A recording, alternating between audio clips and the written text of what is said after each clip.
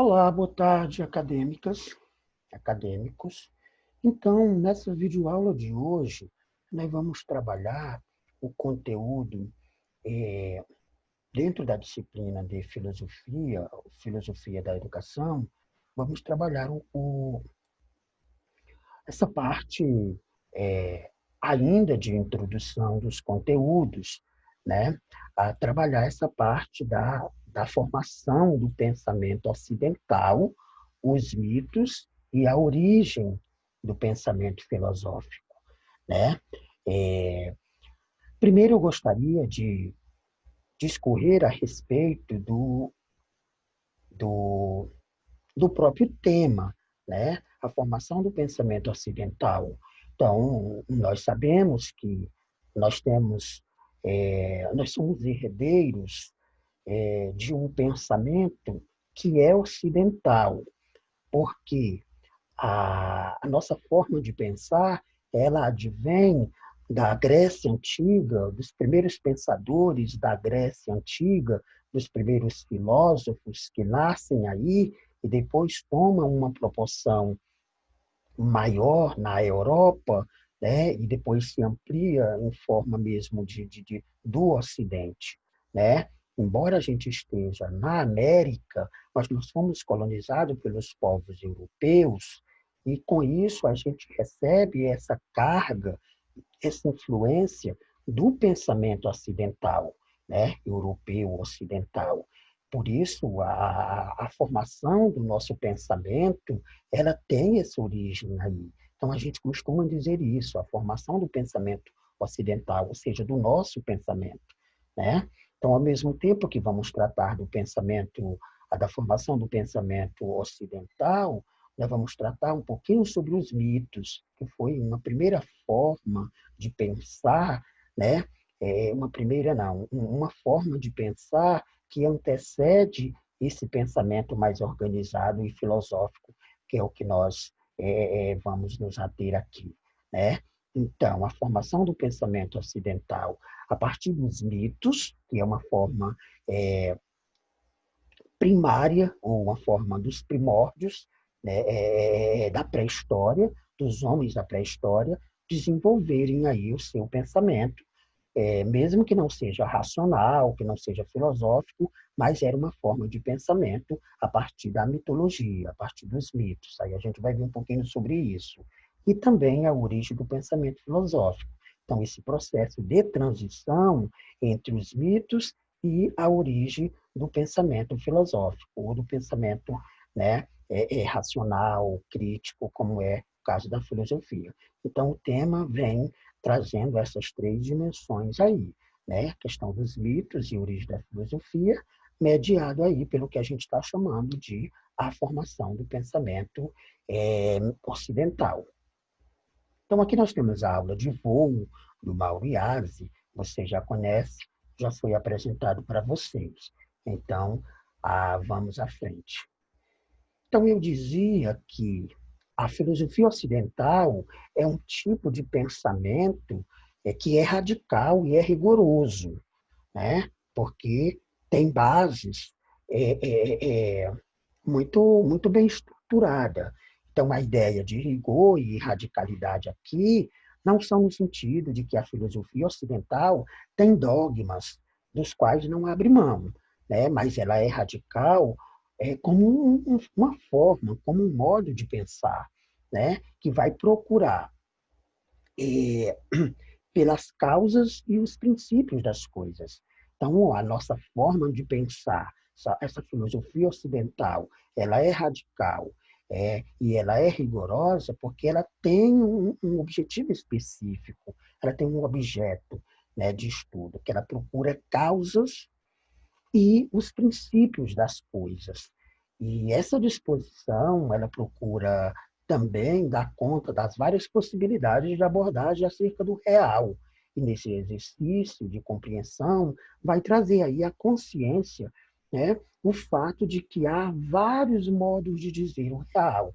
Então, essa ideia de radicalidade ou rigor ligado à nossa forma de pensar é porque tem essa preocupação, né? E essa forma de interpretar a realidade, ela traz várias possibilidades, né, de apresentar, de entender a realidade tal como ela é.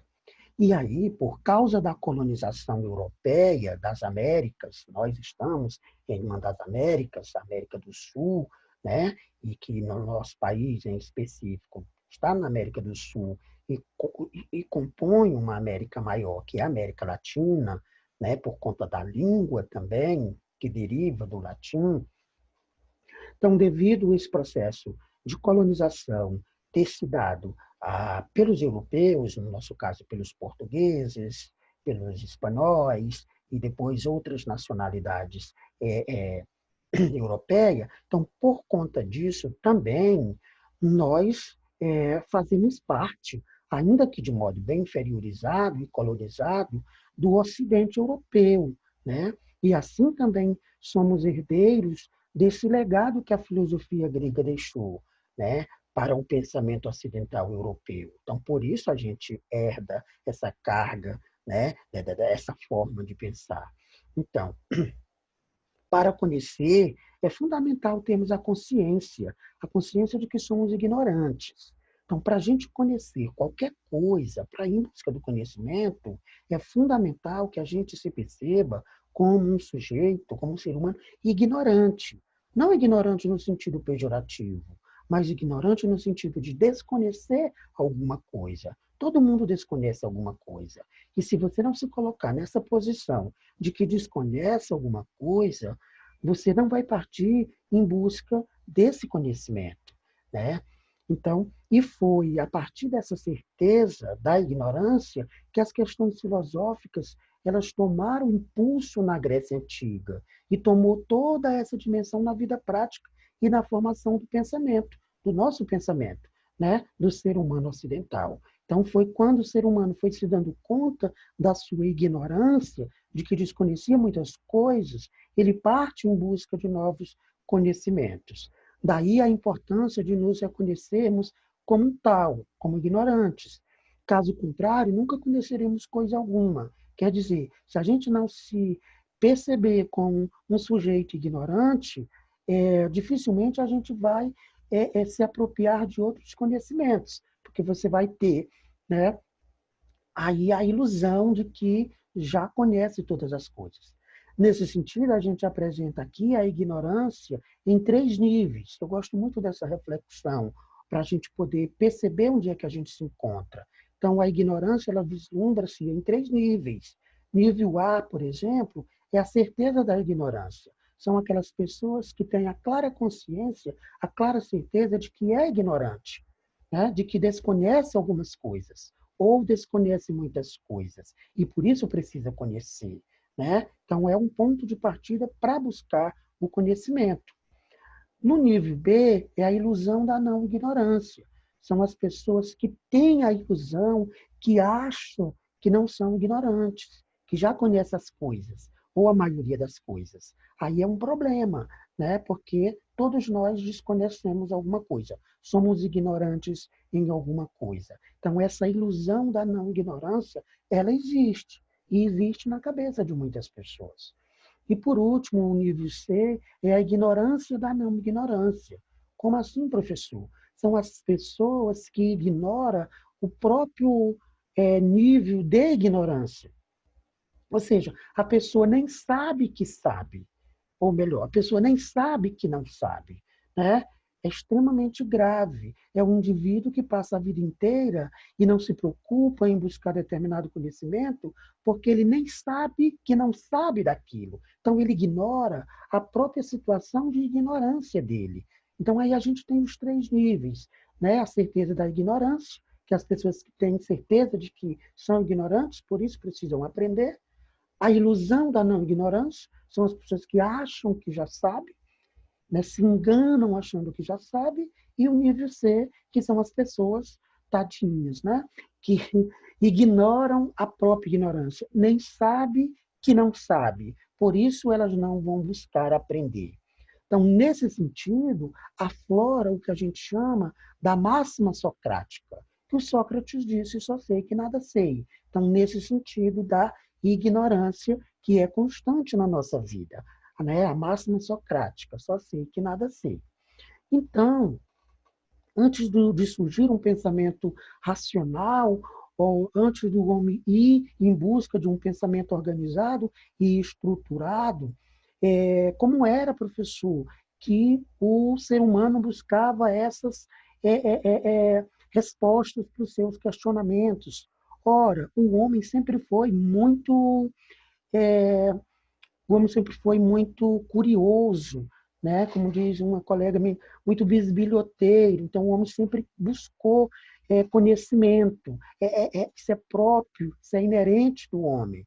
Mas antes de ter um pensamento sistematizado e organizado, ou seja, um pensamento filosófico, o homem buscava conhecimento, né, explicações para suas dúvidas a partir dos mitos. É um período que a gente vai chamar de mitologia, que é anterior ao período filosófico. Então, o homem, a princípio, ele se serviu dos mitos para explicar o que não entendia. E o que é mito, professor?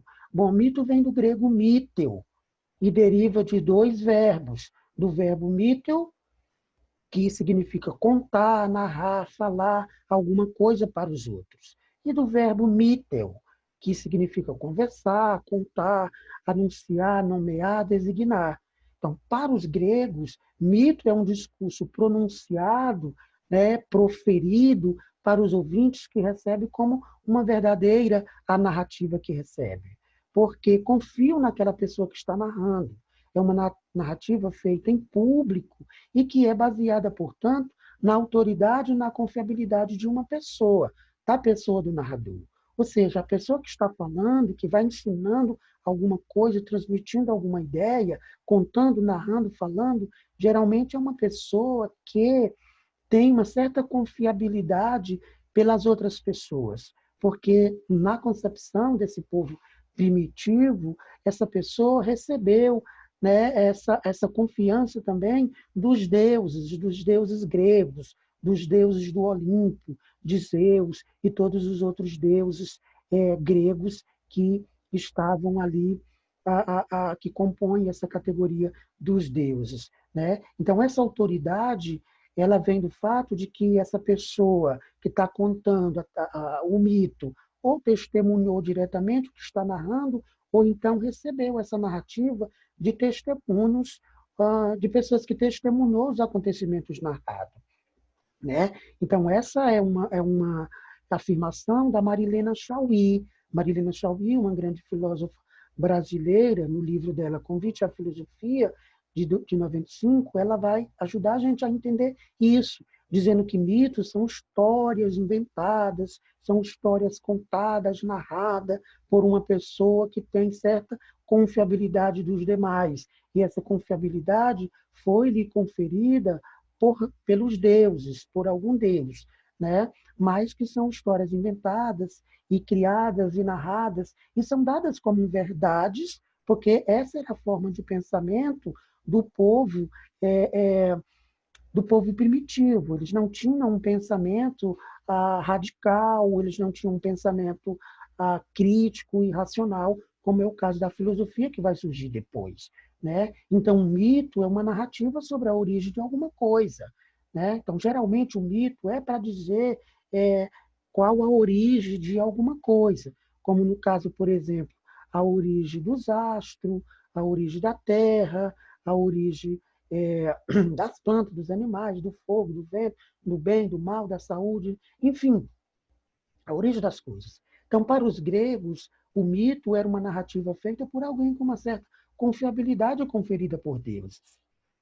E aí eu quero destacar para vocês um mito que é o mito da caixa de Pandora. Eu sempre conto, né, esse mito que eu acho assim ele muito significativo para poder o indivíduo, o aluno, entender mais facilmente. Então eu vou contar para vocês rapidinho, parênteses, o mito de Pandora. Existia, conta a mitologia, existia o Prometeus. Prometeus era um semideus. Semideus é um homem que é metade homem e metade deus. O nome dele era Prometeus. Prometeus, por ser um semideus, ele vivia entre os homens e os deuses. Mas ele gostava mais dos homens.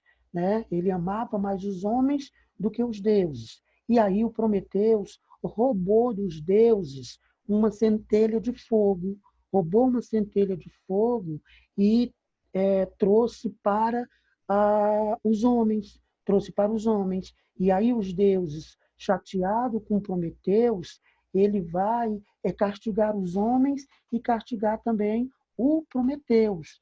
Aí, assim, o que que acontece? Os deuses pensaram, o castigo de Prometeus ele vai ser colocado no alto de uma colina e as aves de rapinas, os urubus, vão comer o fígado dele ainda em vida. Então, esse sofrimento aí, devagarzinho, é o castigo de Prometeus. E o castigo dos homens? O castigo dos homens é receber todos os males. Como?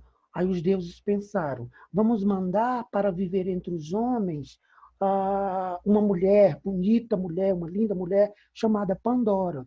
Só que Pandora leva consigo uma caixa, né? Leva consigo uma caixa.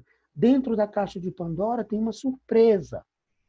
E os deuses, já sabendo que os homens são, por natureza, curiosos, então os deuses pensaram: os homens não vão demorar muito e vão abrir essa caixa de Pandora, que dela vai sair muitas coisas. E aí os homens vão ter que conviver com essas coisas que vão sair da caixa de Pandora. Muito bem, mandaram Pandora, bonita, com a caixa e tal, para viver com os homens. Não demorou muito tempo, os homens, não demorou muito tempo, os homens conseguiram abrir a caixa de Pandora e. Só um minutinho aqui.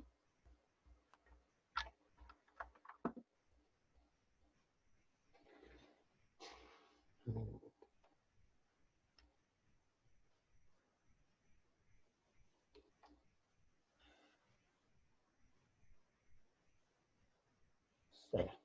Então, os homens abriram a caixa de Pandora e da caixa de Pandora saiu todos os males, né? Então, da caixa de Pandora saiu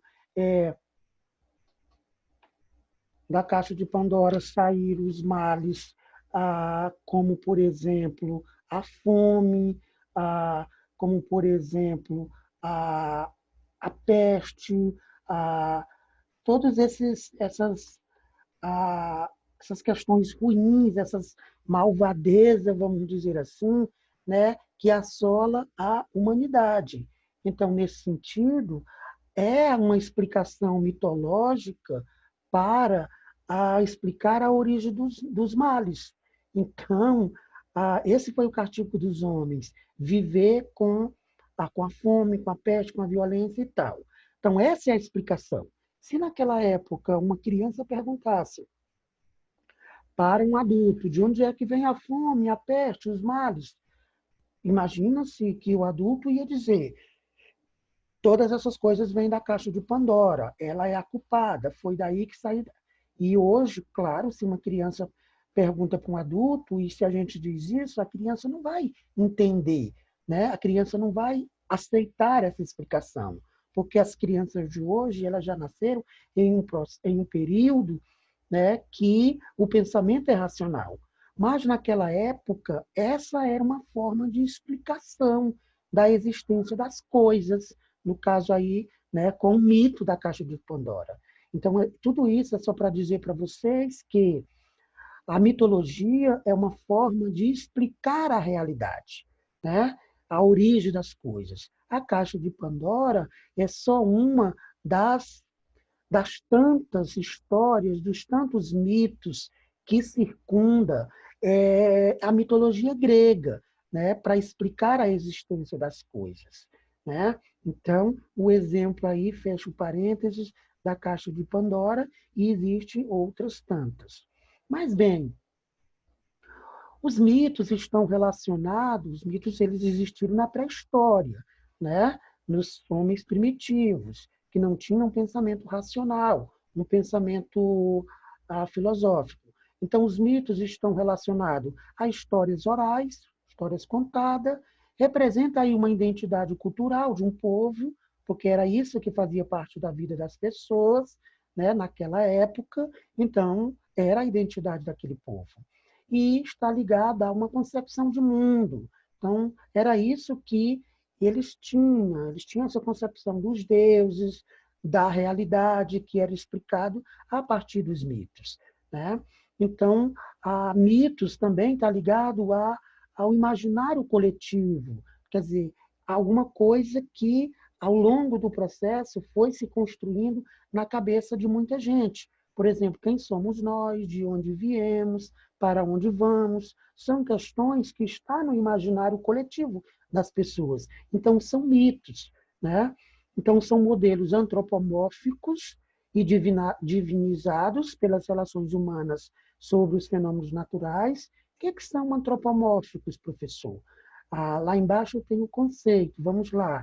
É uma forma de pensamento que atribui característica a aspectos humanos e animais, deuses, elementos da natureza e constituinte da realidade em geral. Nesse sentido, toda a mitologia grega, por exemplo, ela é antropomórfica, porque é uma forma de pensamento que atribui característica às pessoas humanas e aos animais. A gente tem muito essa mistura de ser humano com animal, né? Essas características humanas atribuídas a animais ou vice-versa. Então, essa é uma questão mitológica. Por exemplo, a mula sem cabeça, né? o Saci Pererê, o Minotauro, essas coisas vêm da mitologia, né? Um homem que é metade animal, metade ser humano. Então, são esses modelos antropomórficos e geralmente são divinizados por essa relação, né, dos homens com os fenômenos da natureza. Uma outra coisa que são mitos da pré-história, raiz, mas que estão no imaginário coletivo, é a ideia da superioridade do homem sobre a mulher, como uma coisa natural e divina, né? Então, são questões mesmo que estão no nosso imaginário, que vem de muito tempo, desde a mitologia, e que, claro, a ciência ou a filosofia não deram conta de superar. O trabalho como um castigo, né? Então, o trabalho como um castigo é uma outra questão que está no imaginário das pessoas e que faz certo sentido, porque antigamente não tinha trabalho. A ação do homem na natureza era apenas para extrair o necessário para ele viver. Quando o homem começa a produzir nessa relação com a natureza, produzir mais do que ele precisa para viver, para ir acumulando bens, então esse trabalho passa a ser considerado como castigo. Então, assim, o mito não é um estado de infantilidade da humanidade. Não. Há quem diga, professor, então os primórdios, na pré-história, o homem era infantilizado, a humanidade era infantilizada? Não necessariamente, apesar dessa forma mitológica de pensar ser uma forma que não era racional, né? Que não era uma forma radical, crítica de pensar. Mas era isso que eles tinham, era essa forma de pensamento que eles tinham. Então, o mito é o estado de consciência de um povo sobre si mesmo e sobre a realidade que o circunda. Quer dizer, era essas condições que eles tinham. Essa era a forma de explicação da existência das coisas, né? Então, o mito e o estado de consciência de um povo sobre si mesmo e sobre a realidade. Então, a consciência que eles tinham da realidade que eles estavam inseridos era a partir dos mitos. Então, a gente não pode dizer necessariamente que era uma situação de infantilidade, apesar de que hoje a gente entende que são coisas, né, bem simples e que não são racionais. Então, eles se manifestam como verdade de origem intuitiva, pré-reflexiva, não havendo comparações críticas e racionais. Então, a mitologia ou os mitos se manifestavam aí na pré-história como verdades, porque era esse conhecimento que eles tinham, e era de origem intuitiva, né? e era pré-reflexiva, não tinha uma reflexão exata, concreta sobre aquilo, era pré-reflexiva. E não havia também comparações críticas e racionais. Era isso, a pessoa dizia alguma coisa, que essa pessoa tinha confiabilidade dada por deuses, e pronto. De tanto dizer, de tanto contar essa história, isso passava a ser uma verdade.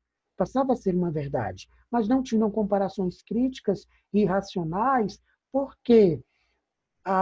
Porque não tinham um pensamento desenvolvido como nós temos hoje. Então, não pode ser apresentado como uma primeira forma de ciência. Então, a mitologia não era ciência.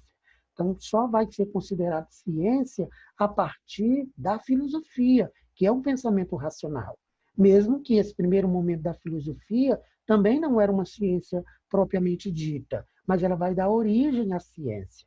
Mas a mitologia, a primeira forma de pensamento do homem, que antecede a filosofia, não era uma ciência, por ser de natureza pré-reflexiva, ou seja, não tinha uma reflexão, né, pura, mas é parte do saber acumulado de um povo, numa determinada época. Quer dizer, mesmo sem ser ciência, sem ser reflexiva, exata, não pode ser desconsiderada, porque era o saber que era acumulado por aquele povo naquela época.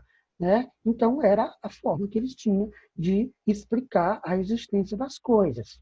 Então, os mitos, eles revelam uma forte carga pedagógica, porque as narrativas, elas contêm ensinamentos sobre o modo como as pessoas viviam e concebiam o mundo.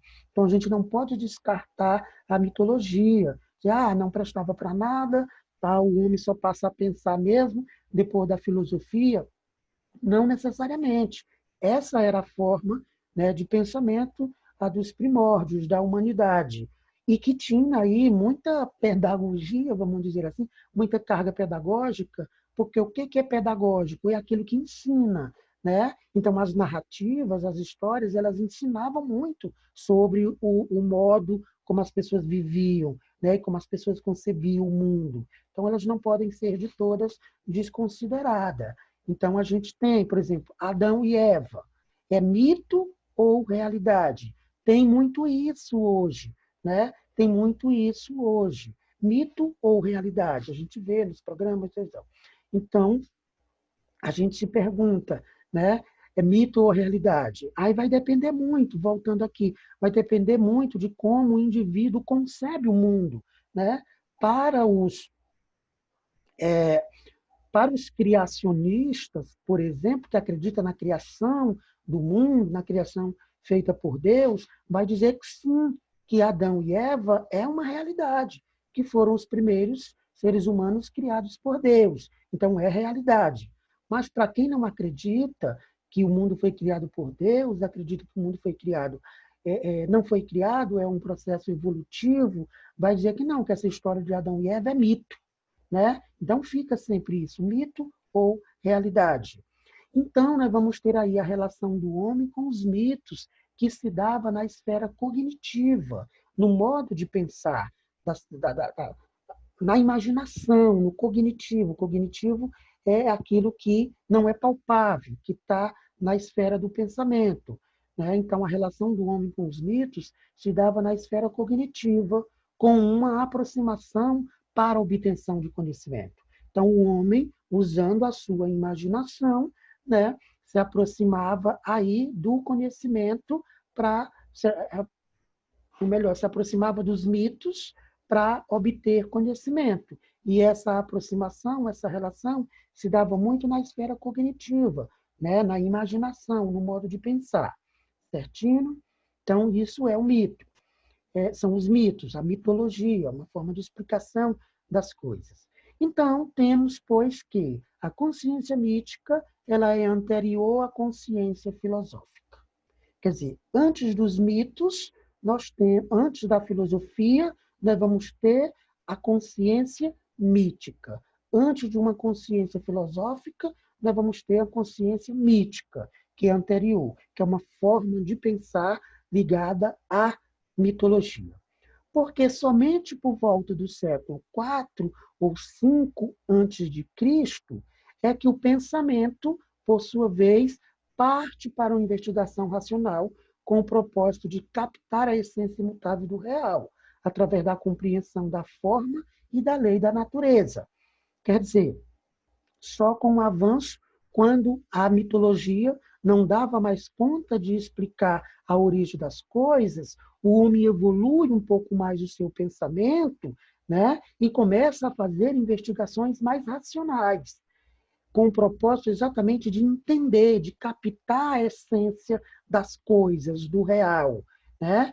Através dessa compreensão das leis da natureza, porque os primeiros filósofos vão se preocupar com a natureza, né? Então, é nesse momento é que surge, então, a filosofia, século IV ou século V antes de Cristo, né? Então, surge, então, a filosofia quando o homem começa a buscar um conhecimento mais racional. Tá, professor, surge a filosofia, mas o que é a filosofia, professor? A filosofia surge como uma forma racional de pensar, né? E nasce, o seu berço foi na Grécia, aproximadamente meio milênio antes de Cristo. Então, nasceu na Grécia, meio milênio antes de Cristo, e nasce como uma forma racional de pensar, que vem se contrapor à forma mitológica. A forma mitológica não era racional, era cognitiva, era fábula, era lenda, era essas coisas. Mas a filosofia surge, né, como uma forma organizada e estruturada, ou seja, racional de pensar. Tá, professor, mas o que é mesmo filosofia? Bem, no sentido etimológico, no sentido originário dos termos, nós temos filosofia, que é igual filos, mais sofia. E o que é filos, professor? Amizade, amor. Filos é amizade, amor. E Sofia significa sabedoria.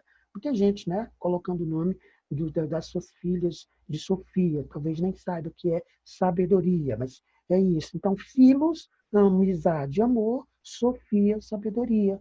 Então, o que, que significa filosofia, professor? Amor pela sabedoria, amizade pela sabedoria, pelo conhecimento, busca pelo conhecimento, né? Então, aí nós vamos ter o surgimento da filosofia na Grécia Antiga, né? Aí, rompendo um pouco com os mitos, vai surgir a filosofia.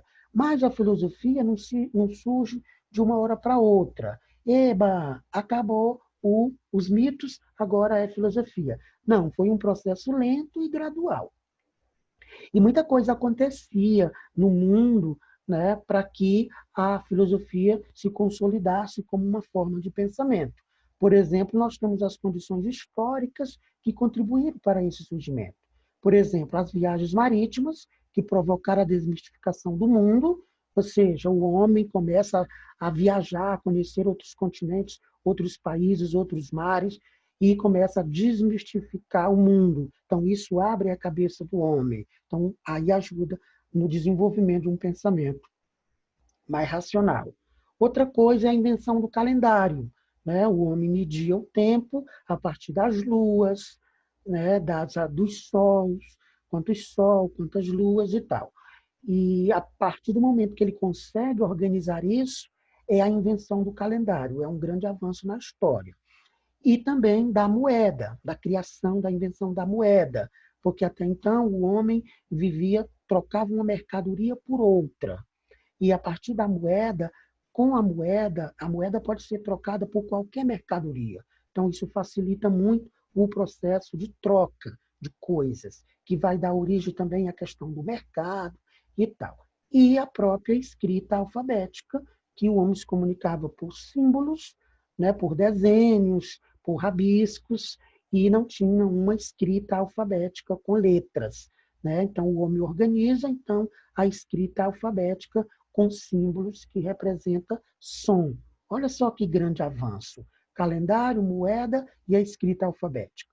Tudo isso vai fazer o homem organizar melhor a sua racionalidade. Uma outra questão é a invenção da política. A invenção da política é extremamente fundamental porque vai introduzir novos aspectos na vida das pessoas. Por exemplo, a ideia de lei, Porque política vem de polis. Polis é cidade. As pessoas começam a se aglomerar em cidades. E aí a invenção da política vai trazer a ideia de lei, porque se tem muita gente no mesmo espaço, é preciso construir normas, construir leis para as pessoas viverem tranquilamente umas com as outras. Aí surge a questão dos espaços públicos, que é um espaço onde as pessoas se reúnem para decidir os rumos da cidade. Hoje a gente tem, né, as câmeras de vereadores, é, dos deputados, enfim, esses espaços públicos de debate, de, de tomar os rumos da cidade, da polis. E aí tem a vida urbana, que vai se dar exatamente com essa aglomeração das pessoas. Tem também aí técnicas de fabricação, o homem evolui, consegue produzir novas ferramentas para ele lidar na terra, para ele construir, né, as mercadorias de forma mais facilitada. E a própria facilidade aí das trocas de mercadoria mediada aí pela moeda. E aí surge uma classe de comerciantes, né, ricos. Comerciantes são aquelas pessoas que iam vender as coisas que fabricavam. Ou melhor, alguém fabricava, ele comprava e ia para o mercado vender. Então, o mercado é onde tem várias mercadorias, agora mediatizadas pela moeda, que vai facilitar muito. Então, todas essas questões aí históricas, elas vão ajudar, né, no elas vão ajudar na consolidação desse pensamento filosófico.